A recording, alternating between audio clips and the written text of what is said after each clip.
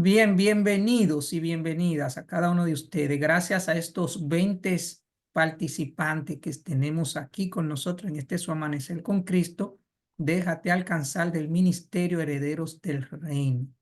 Nos sentimos complacidos, bendecidos y contentos de tenerle con nosotros una vez más para disfrutar de este encuentro, esta convocatoria de vuelta al altar para nosotros clamar al trono de la gracia por cada una de las peticiones que se fueron presentadas aquí en este su programa. Así que una bendición para cada uno de ustedes y llevemos en oración también todos los ministerios de oración que Dios ha puesto el deseo de que velen y oren para no entrar en tentación. Tenemos aquí también a la representante del Ministerio de Pedice Ostará, nuestra hermana Surani Ramírez, la licenciada Surani Ramírez, que también dirige su ministerio de oración a las 3 de la tarde, en la hora que se hacía el sacrificio, ¿verdad?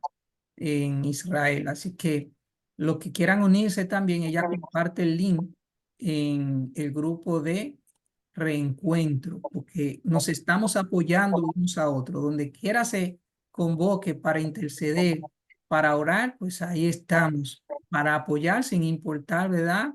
La iglesia que sea, porque lo que queremos es unirnos en oración. Así que gracias a todos. Hoy tenemos un devocional que se titula ¿Cómo ser un siervo fiel? Es un trabajo que estamos realizando con la intención de preparar nuestra segunda obra de libro, que se va a llamar también Dios mediante a sí mismo, ¿Cómo ser un siervo fiel?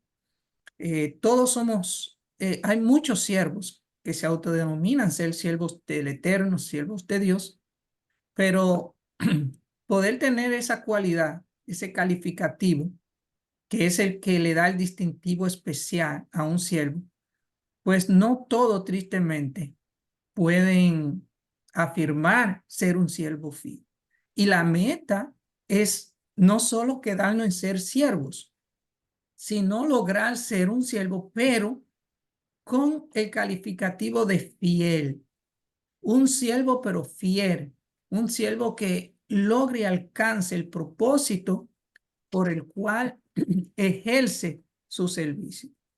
Y vamos a estar viendo algunos versículos que apoyan los conceptos que vamos a estar exponiendo. Yo voy a poner la presentación para que ustedes puedan verlo aquí en la pantalla.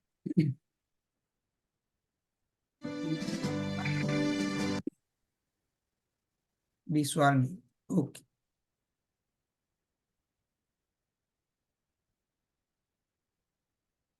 ¿Cómo? Perdón, tengo algo en la garganta. ¿Cómo ser un siervo fiel? Podríamos preguntarnos. La Biblia nos va a dar la respuesta para encontrar esa manera de nosotros ser un siervo fiel. Un siervo se define en términos general como una persona completamente sometida a alguien o a algo.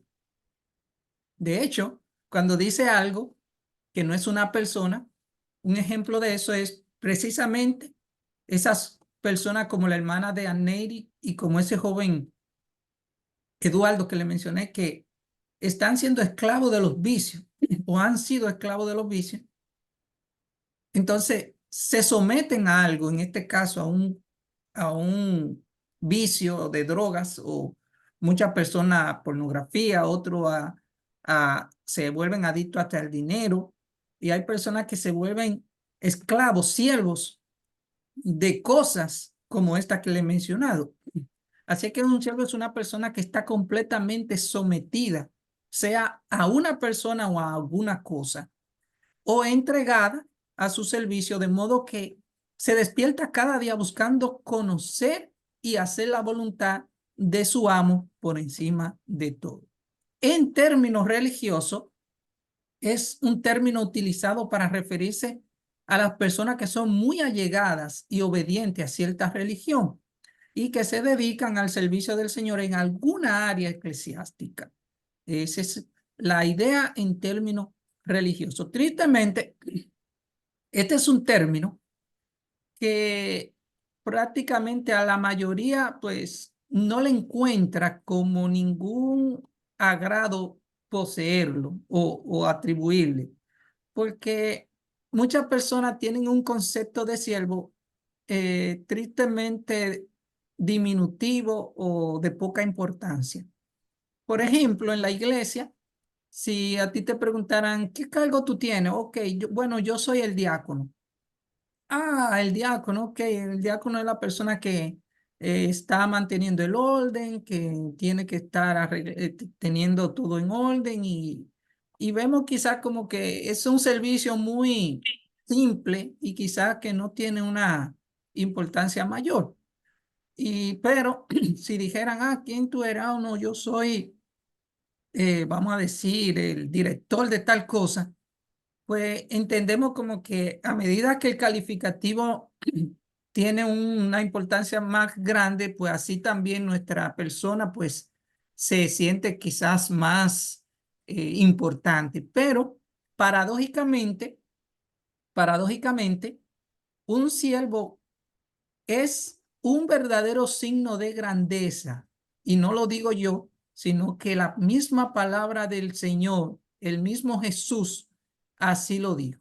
En Mateo 20, 25 y 28, se nos dice que Jesús dijo, el que quiera hacerse grande entre vosotros será vuestro servidor, o sea, vuestro siervo. Y el que quiera ser el primero entre vosotros será vuestro siervo. Así que en, para el cielo no es igual que nosotros. Mientras humanamente a un siervo se le ve como quizás el cargo más bajito, de menos importancia, quizás el título con menos agrado, porque no muchos preferirían ser llamado erudito, doctor, eh, con títulos, ¿verdad? Que los realcen, pero con el título de siervo no todo el mundo como que se siente cómodo, porque lo que indica es alguien, como decía en la definición, que está sometido a la voluntad de algo o de alguien para prestar un servicio, eh, inclusive por encima de su voluntad. Pero en el caso del cielo, esto no es así. Vemos que lo que hace grande a una persona en el reino de los cielos es precisamente ser un servidor, ser un siervo. Y me gusta aquí que Jesús no le impide a nadie que quiera ser grande. No, ok, si tiene deseo de grandeza, ok, no hay problema, pero tiene que hacerlo bajo la ecuación celestial, bajo el estándar del cielo. Que la grandeza se adquiere mediante el servicio a los demás. Así que es un verdadero signo de grandeza, como dijo Jesús. Hay 6 cosas imposibles para un siervo fiel. 6 cosas que bajo ninguna circunstancia pueden darse si usted es un siervo fiel. Número 1, usted no puede servir a dos señores. Un siervo fiel, por más que quiera o intente, le es imposible servir a dos señores, como lo dice Mateo 6:24, que nadie puede servir a dos señores, y da la razón. Es porque de una manera u otra se va a inclinar más hacia uno que a otro, y entonces ahí va a haber disparidad.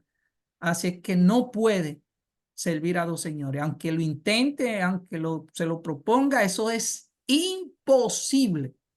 También vemos otra cosa imposible, y es que de su boca proceda bendición y maldición, aunque esto sí sucede, pero no debería ser. Es algo que si usted es un siervo fiel, eso no va a ocurrir. Si está ocurriendo es porque necesitamos ser fieles a Dios. Si está de nuestra boca saliendo bendición y maldición a la vez, tenemos que revisarnos porque no estamos siendo candidatos a ser siervos fieles. Y la misma palabra de Dios dice que esto no debe ser así. No debemos con la boca bendecir, o con la lengua bendecir a nuestros hermanos y a la vez también decirlo, según Santiago 3:10.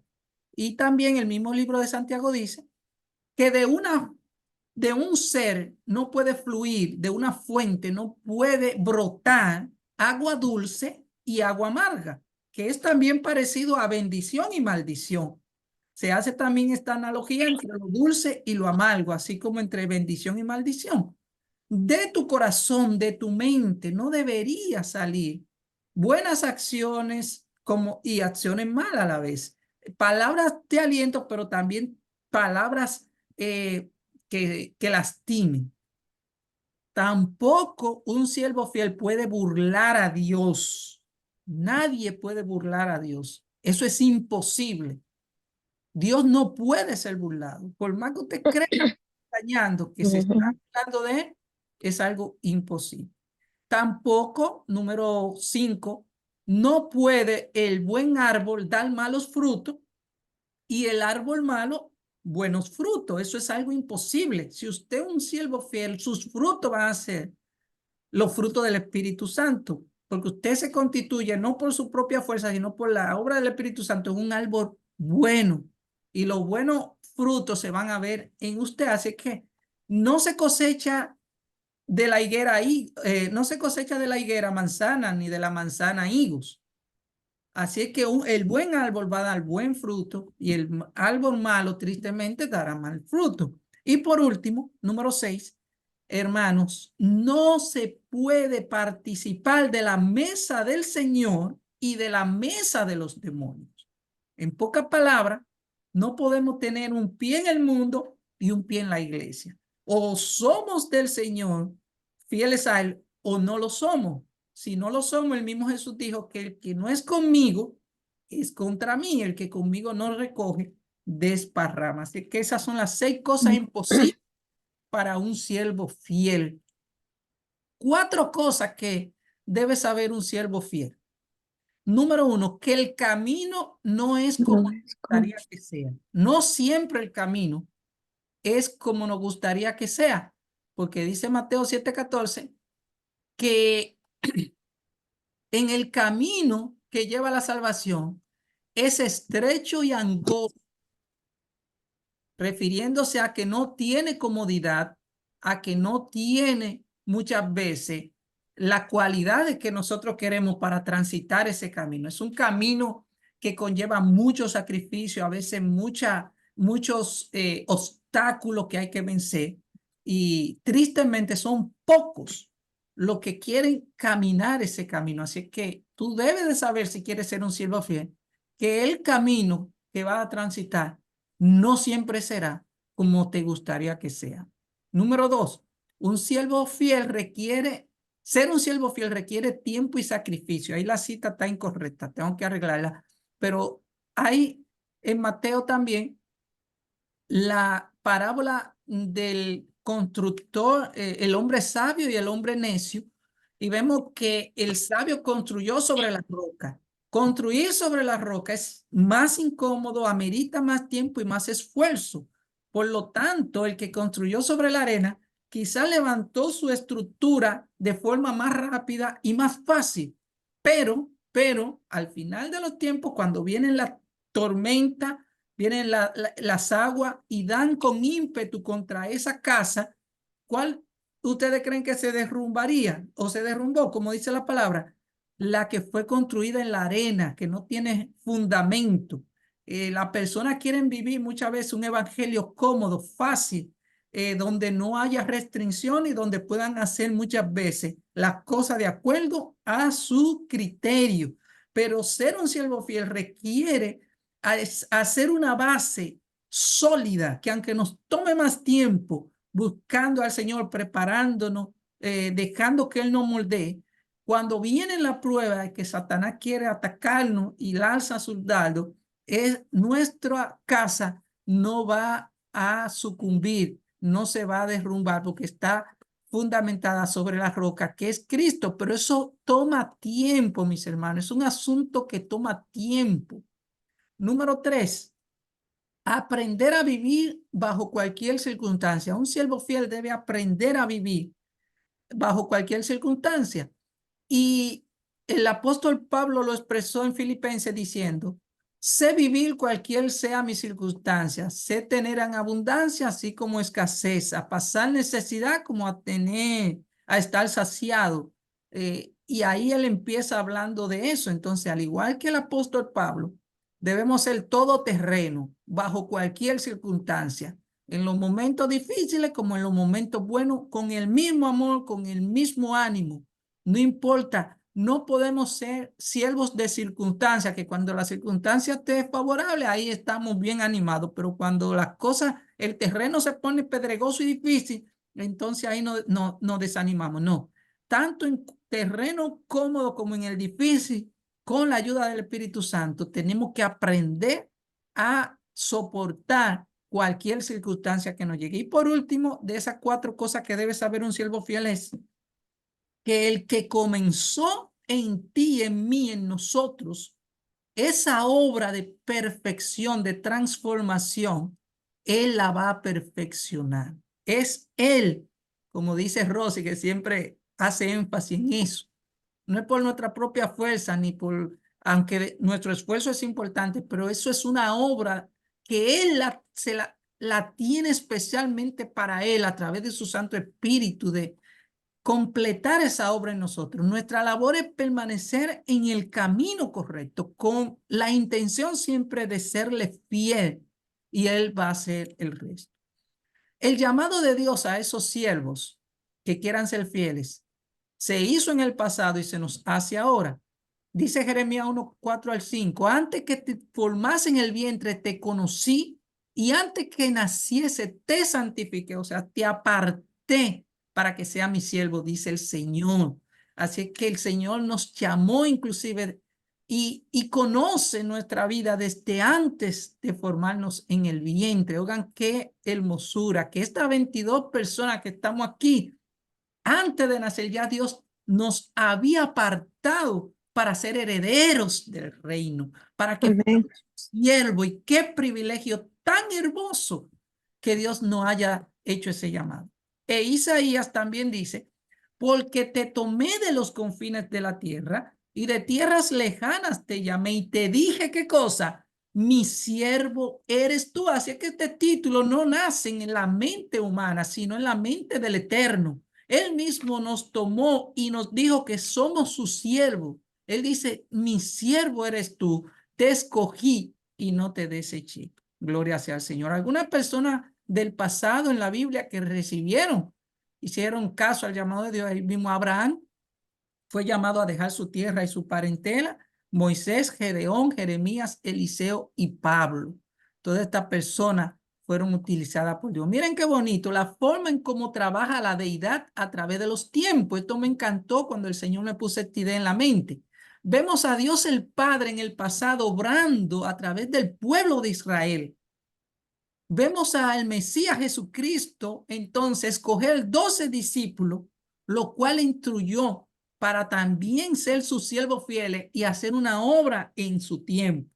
Pero en el tiempo actual, y aún después que el Señor Jesús ascendió al cielo, vemos al Espíritu Santo entrar en acción, y Él nos usa a nosotros para entonces, así como los discípulos y como algunos del pueblo de Israel que fueron fieles a Dios, también nosotros representar la obra del Señor en nuestro tiempo. Así es que vemos ahí la deidad trabajando con diferentes grupos de personas y en diferentes épocas, pero todo bajo un mismo propósito. Alabado sea el nombre de Dios.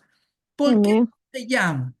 Bueno, no por ser nosotros más que todos los pueblos ha querido Jehová y os ha escogido, pues éramos el más insignificante de todos los pueblos, sino por cuanto Jehová nos amó. Es su amor el que lo impulsa a llamarnos a ser sus siervos. No es mi habilidad, no es mi preparación, aunque es importante, pero lo que él le importa es su amor, que es lo que él siente por nosotros, lo que lo hace hacernos el llamado. ¿Para qué Dios nos llama? Número 1, para anunciar sus virtudes de aquel que nos llamó de las tinieblas azul, o sea, para que tu testimonio brille ante los demás que no conocen del Señor y puedan, a través de tu testimonio, escuchar cómo el poder de Dios en la vida del ser humano es una realidad. Y en segundo lugar, que fue nuestra lectura bíblica, Dios nos ha puesto para luz de los gentiles, o sea, de los que no tienen el conocimiento de Él, a fin de que sea para salvación. Oigan esto, Dios nos da el privilegio de entrar como instrumento en el plan de salvación hasta lo último de la tierra. O sea que nosotros somos canales de bendición para salvación. Oigan, aunque lo que salve la sangre de Cristo, la gracia de Cristo, pero nosotros al aceptarla nos convertimos también en una salvación para los que nos rodean, no porque la salvación viene de nosotros, sino porque somos portadores de esa gracia. Qué gran privilegio. Yo quiero terminar con la cita que le di. Me van a regalar 5 minutos, por favor, si son tan amables. Y vamos a ver, hermano, por qué la obra de Dios quizás no se ha desarrollado, no ha avanzado más. Tiene que ver con 9 factores que brevemente vamos a analizar.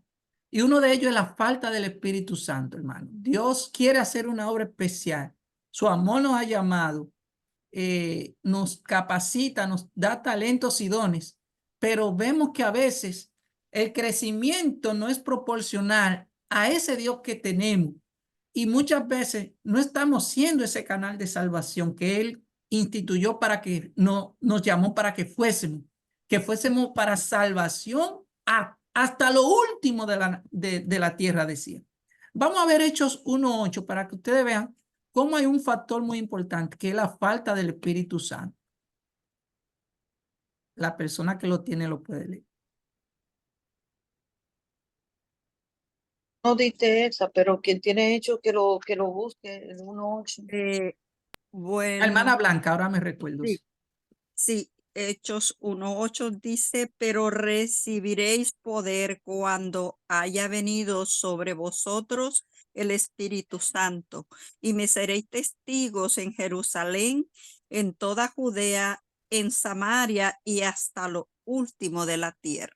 Amén. Entonces, Amén. vemos que la falta del Espíritu Santo es lo que nos ha hecho que nos falte ese poder para tener resultados mayores. También vamos a ver en Estel 3:8 que hay una oposición que viene de afuera, externa. Vamos a ver cómo dice Estel 3:8. Bueno, Aparte de que nos falta el Espíritu, yo lo también hay otro problema que es la oposición. Adelante. Ok, 3 dice, ¿alguien lo tiene? yo. Ok. Y dijo Amán al rey Asuero, hay un pueblo esparcido y distribuido entre los pueblos en todas las provincias de tu reino, y sus leyes son diferentes de las de todo pueblo, y no guardan las leyes del rey, y al rey nada le beneficia al dejarlos vivir. Gracias, hermana. Entonces hay una oposición que el enemigo levanta y tiene sus instrumentos, pero también tiene sus siervos, y muchos de los siervos del enemigo son muy fieles a su propósito y a él. Entonces, el enemigo en todas las épocas ha abierto una oposición a el pueblo de Dios. Y en el caso del rey Asuero, cuando Amán le trazó este plan malvado de aniquilar el pueblo de Dios, era un plan que venía del mismo Satanás. Así que siempre ha habido oposición externa de afuera contra el pueblo de Dios. Pero hay una oposición que es más peligrosa, mis hermanos, que es la que se da adentro. Vamos a ver Santiago 3:16. Esta oposición no viene de los de afuera, viene a veces dentro del mismo pueblo de Dios. Vamos a ver Santiago 3:16. Porque donde hay envidia y rivalidad, hay perturbación y toda obra perversa. Tremendo. Entonces a veces esos celos y esa rivalidad que se dan dentro con los mismos siervos, oigan bien, siervos que quieren ser fieles a Dios, o por lo menos profesan quererlo, tristemente a veces hay actitudes que hacen una oposición que no nos permite a veces crecer como Dios quiere. Y hay que tener mucho cuidado con esa oposición que se dan dentro, sea motivada por esas rivalidades que se dan. Y ustedes conocen muchos testimonios tristemente negativos. Y eso lo vemos en nuestras iglesias cada sábado. Inclusive es posible que hoy usted se encuentre con una situación y ojalá que no. Pero tristemente hay que lidiar muchas veces más con la oposición que se da dentro que con la misma de afuera. Porque si estuviéramos unidos, bien unidos dentro, hermano, la de afuera sería fácil de vencer. Bueno, y eso nos lleva al otro punto, que es la falta de unidad. Nehemías 4:19 al 20, creo que Ludi. Sí, dice, pues yo había dicho a los nobles, a los oficiales y al resto del pueblo, la obra es grande y extensa y nosotros estamos apartados en el muro, lejos de uno de los otros, lejos unos de los otros. Versículo 20, en el lugar donde oigáis el sonido de la trompeta, reuníos allí con nosotros, nuestro Dios peleará por nosotros. Gloria sea al Amén. Señor. Así que Amén. cuando Nehemías, un siervo fiel de Dios, de hecho es uno de los prototipos a seguir, tenía un estándar de servicio que es un ejemplo. Nehemías se propuso reedificar las murallas de la ciudad que estaban en ruina y el templo para no estar en oprobio. Así que cuando Nehemías llegó y vio la condición, se dio cuenta que cuando hizo el llamado al pueblo de que estaban trabajando uno por un lado y otro por otro, y la obra era demasiado grande. Así haciendo cada uno una cosita por allí, porque en la iglesia no es que no se trabaja y mucho y se hacen muchas cosas, pero uno por allí, otro por acá. Pero cuando Nehemías vio esto, dijo, no, no, no, vamos a concentrarnos, vamos a unirnos y vamos a reunirnos para empezar a trabajar todo bajo una misma dirección, en una misma área, y peinando todo. Así que donde ustedes oigan el sonido, reunidos allí. Y eso es lo que creo que nos falta mucho a nosotros. Ponernos más en unidad.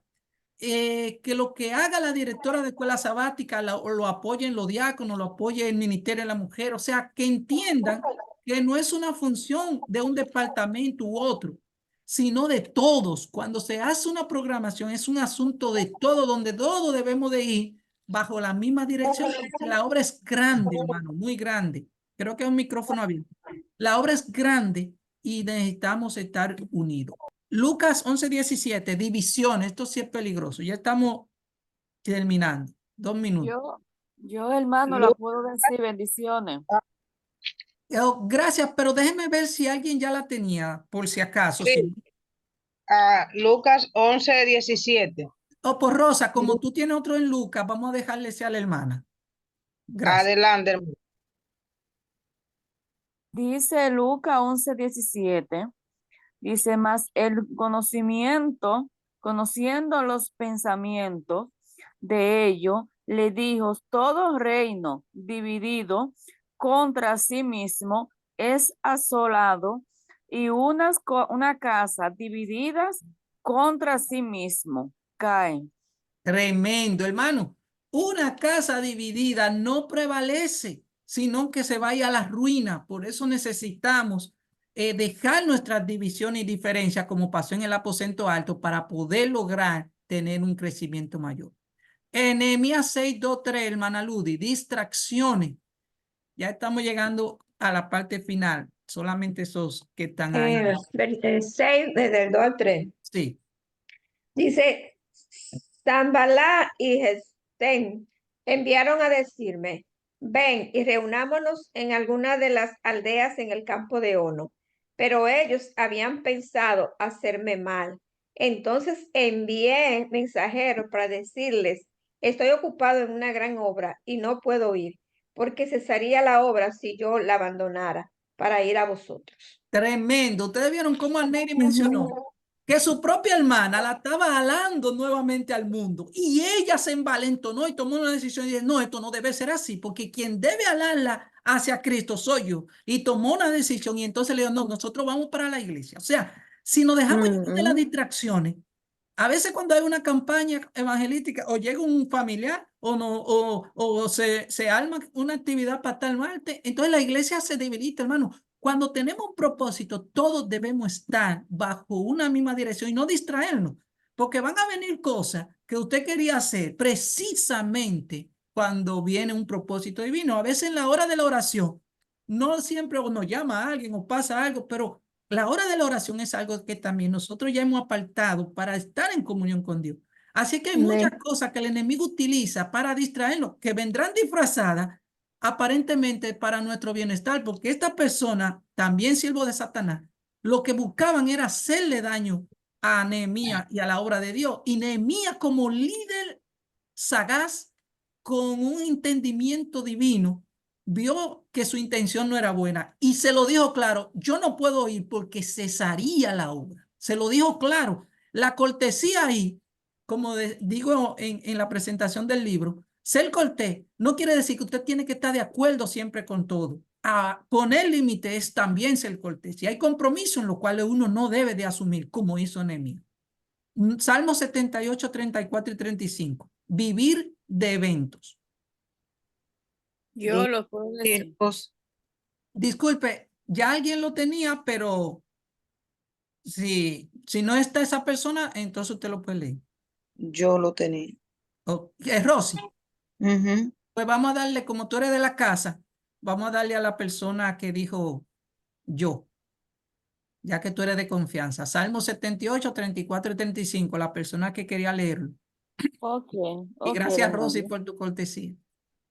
Ok, dice en Salmo 38, 78, perdón. ajá, 34. Dice, Y si los 35. hacías morir, entonces busca a Dios. Entonces se volvía solícito en busca suya. Se acordaba de que Dios era su refugio. El Amén. Dios altísimo, su redentor. Gracias, hermana. Entonces vemos aquí que en el pueblo de Israel sucedía algo extraño. Cuando ellos estaban bien, se olvidaban de Dios. Pero cuando les pasaba algo, venía un evento que sacudía y traía dificultad, entonces se volvían a Dios, hermano. Y no podemos vivir de evento. Hay personas que cuando predican un tema fogoso en la iglesia, salen henchidos y dicen: no, ahora sí vamos a ser siervo fiel.